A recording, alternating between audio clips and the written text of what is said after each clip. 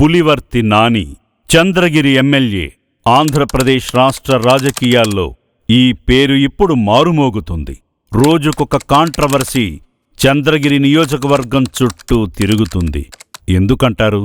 ఎందుకంటే 2024 ఎన్నికల్లో ప్రత్యర్థి చెవిరెడ్డిపై 43,000 ఓట్ల అఖండ మెజారిటీతో ఎమ్మెల్యే పులివర్తి నానిగారు విజయం సాధించిన విషయం మనందరికీ తెలిసిందే.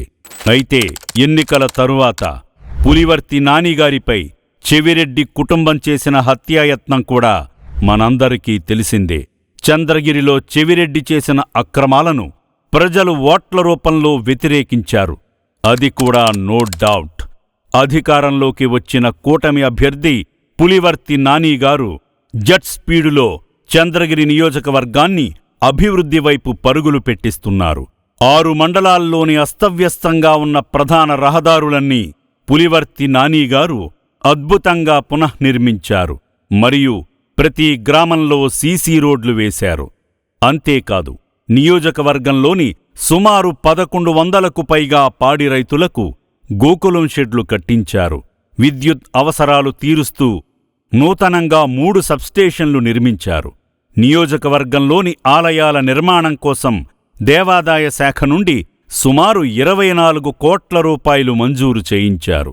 ముఖ్యమంత్రి సహాయనిధి ద్వారా 561 కుటుంబాలకు సుమారు 10 కోట్ల రూపాయల చెక్కులను అందజేసి వారిని ఆపదలో ఆదుకున్నారు.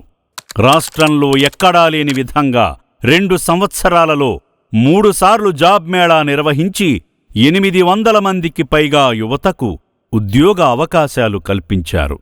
ఇలా చంద్రగిరి నియోజకవర్గం వ్యాప్తంగా ఈ 2 ఏళ్లలో సుమారు 900 కోట్లకు పైగా అభివృద్ధి పనులను చేపట్టారు మన పులివర్తి నానిగారు.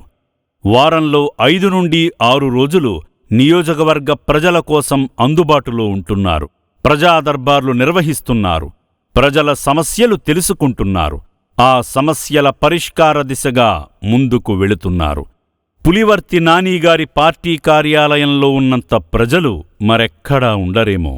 ఇదంతా చూసి ఓర్వలేక ప్రత్యర్థి బ్యాచ్ వాళ్లు ఇక చంద్రగిరి నియోజకవర్గంలో మన పని అయిపోయింది అనుకొని ఆధారాలు లేని ఆరోపణలు చేయడం మొదలుపెట్టారు. పళ్ళున్న చెట్లకే రాళ్ల దెబ్బలు. అలాగే పనిచేసేవాడి దగ్గరకే ప్రజలు వస్తారు అని ఎక్కడో చదివాను. ఈరోజు చంద్రగిరి నియోజకవర్గంలో అది చూస్తున్నాను. నిత్యం ప్రజలకు అందుబాటులో ఉంటూ ప్రజా సమస్యలు పరిష్కరిస్తూ ముందుకు సాగుతున్న మన పులివర్తి నానిగారిపై ప్రతిపక్షాల నుండి ఇలాంటి కాంట్రవర్సీలు రావడం సహజం.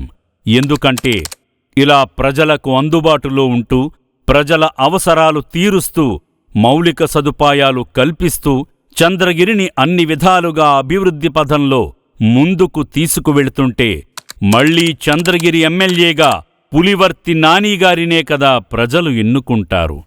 ఎమ్మెల్యే అభ్యర్థినే లేపెయ్యాలని చూసిన చెవిరెడ్డి కుటుంబానికి ప్రజల మనసును గెలిచిన పులివర్తి నానిగారిలాంటి నాయకుడిపై గెలవాలంటే ఎంత విషం కక్కాలో కదా. విషమైతే కక్కుతున్నారు, ఆరోపణలైతే చేస్తున్నారు, కాని ఆధారాలు చూపమంటే చూపలేకపోతున్నారు. ఎందుకంటే చేసిన ఆరోపణలు వేటికి ఆధారాలు లేవు కాబట్టి.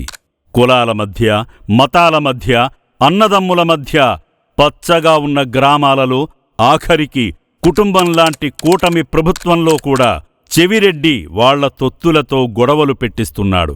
ఇలాంటి పనులు చెయ్యకపోతే పాపం నిద్రపట్టేలా లేదు. అక్రమాలకు, భూకబ్జాలకు, స్కాములకు కేరాఫ్ అడ్రస్గా ఉన్న చెవిరెడ్డి కుటుంబాన్ని ప్రజలు మళ్లీ అధికారంలోకి తీసుకొస్తారా? వీళ్లు పులివర్తి నానిగారిపై చేసే విషప్రచారాన్ని ప్రజలు నమ్ముతారా?